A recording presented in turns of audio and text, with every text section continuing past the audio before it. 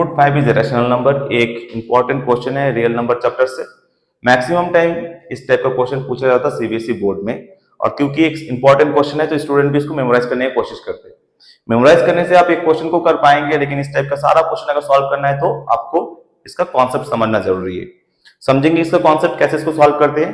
तो सबसे पहले जो कॉन्सेप्ट इसमें यूज होगा वो है रैशनल नंबर क्या है, rational number, irrational number, prime number, को प्राइम नंबर, ओके। और जो मेथड से इसको सॉल्व करेंगे उसको बोलते हैं contradiction method. Contradiction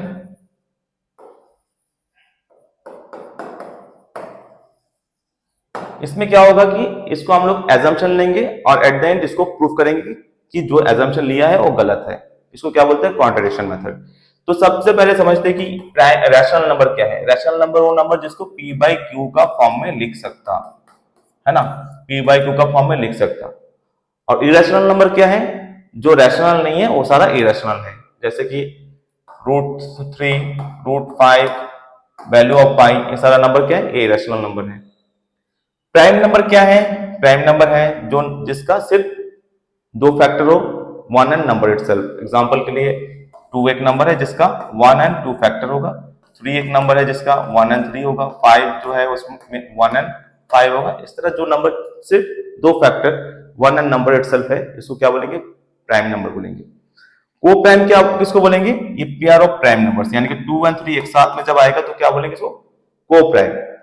2 and 5, 2 and 7, है ना। अभी ये दोनों नंबर का फैक्टर क्या है, सिर्फ 1 है, ठीक है ना। इसको क्या बोलते हैं, को प्राइम बोलते हैं, दो प्राइम नंबर एक साथ, है ना। इंपॉर्टेंट बात है कि ये दोनों का जो फैक्टर है वो क्या है, 1 होगा, राइट। इसी का बेसिस में इसको प्रूफ करेंगे। चलिए समझते। तो अभी क्या समझा, रैशनल एंड इरेशनल क्या है। रैशनल नंबर वो नंबर है जिसको हम लोग p बाई क्यू का फॉर्म में लिख सकता, p बाई क्यू का फॉर्म में लिख सकता।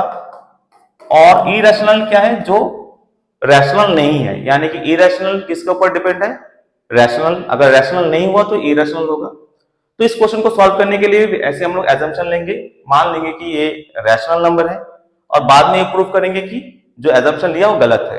तो अल्टीमेटली ये क्या बनेगा, ये एक इरेशनल नंबर बन जाएगा। अगर रैशनल नहीं है तो नेक्स्ट क्या है, इरेशनल नंबर। तो मान लेते हैं let √5 is a rational number. अगर ये रैशनल नंबर है तो ये रैशनल नंबर का तरह दिखेगा, जो जैसा है वैसा दिखेगा। तो √5 अगर रैशनल है तो √5 equals to p by q का फॉर्म में लिख सकता। एंड p एंड q क्या है, q is not equal to 0, and p and q क्या है, p एंड q जो है वो इंटीजर है, तो लिख लेते हैं p एंड q इंटीजर है। एंड p एंड q क्या होगा, को प्राइम होगा। p एंड q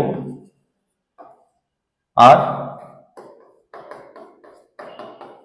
ये इंपॉर्टेंट है, इसी का बेसिस में हम इसको प्रूव करेंगे, p एंड q आर को प्राइम। तो नेक्स्ट इसको हम लोग फर्दर लिख सकते हैं कि q √5 equals to p, equation 1 ले लेते हैं, स्क्वायरिंग बोथ साइड करते हैं। तो q √5 square equal to p square, यानी कि 5q square equal to p square, यानी कि q square equal to p square by 5। तो यहां पर क्या मिल रहा है, p square is divided by 5, लिख लेंगे इसको, p square is divided by 5। अगर p स्क्वायर 5 से डिवाइड होगा तो p भी 5 से डिवाइड होगा। जैसा कि कोई नंबर के स्क्वायर, जैसे कि 4 का स्क्वायर अगर 2 से डिवाइड हो रहा है, यानी कि 16 2 से डिवाइड हो रहा है, तो 4 भी 2 से डिवाइड होगा, राइट। अगर कोई नंबर जैसे p स्क्वायर अगर 5 से डिवाइड होगा तो p भी 5 से डिवाइड होगा। तो लिख लेते हैं p is also divided by 5। तो यहां पे एक पॉइंट मिला, जो p का फैक्टर क्या है, p अगर 5 से डिवाइड होता मतलब p का फैक्टर क्या 5 है। अगर p का फैक्टर 5 है, यानी कि p का साथ p इज इक्वल टू 5 के साथ में कोई और एक इंटीजर होगा, जैसे कि अगर 5 का फैक्टर 5 है तो 5 इंटू 1 5 आएगा, है ना। अगर 10 का फैक्टर अगर 5 है तो 5 के साथ में 2 मल्टीप्लाई होकर 10 आएगा, है ना।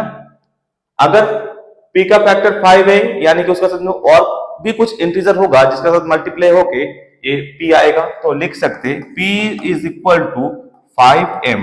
m क्या है, m इज ए इंटीजर, है ना, जैसे इसमें बताया।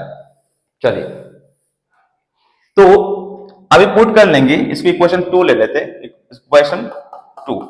तो put p is equal to 5m in equation 2, तो क्या मिलेगा, 5q square equals to 5m का स्क्वायर यानी कि 5q square equals to 25m square, यानी कि ये कैंसिल आउट हो जाएगा 5 से, यानी कि q square equal to m square 5m square, right.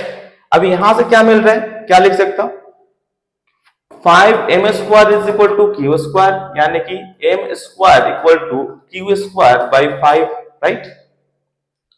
ये मिल रहा है, यानी कि q स्क्वायर को 5 डिवाइड कर रहे हैं। अगर q स्क्वायर को 5 डिवाइड करें तो q को भी डिवाइड करेंगे, लिख लेंगे इसको, q square is divided by 5, so q is also divided by 5। अगर q को 5 डिवाइड कर रहे हैं, p को भी 5 डिवाइड कर रहे हैं, यानी कि p एंड q का फैक्टर क्या 5 है। अगर p एंड q का फैक्टर 5 है तो p एंड q को प्राइम नहीं हो सकता, जो हमने अजम्पशन लिया है पहले, है ना। तो क्या लिखेंगे, p and q have 5 as a factor. अगर फैक्टर 5 होगा p एंड q का तो p and q are not a coprime, लिख लेंगे p and q are not coprime. Hence our assumption root 5 is a, hence our assumption root 5 is rational। यही तो लिया था assumption, क्या लिया था, rational is wrong है, यानी कि अगर रूट 5 रैशनल नहीं है तो क्या होगा, इसमें रूट 5 अगर रैशनल नहीं है तो क्या होगा, रैशनल नहीं हो तो दूसरा नंबर क्या इरेशनल है, तो लिख देंगे हेंस रूट 5 इज इरेशनल। अगर रैशनल नहीं है तो क्या होगा, इरेशनल होगा, राइट। तो कोई भी नंबर को भी प्रूफ कर सकते हैं, जैसे रूट 5 की जगह रूट 7 होगा तो भी सेम मेथड होगा, राइट।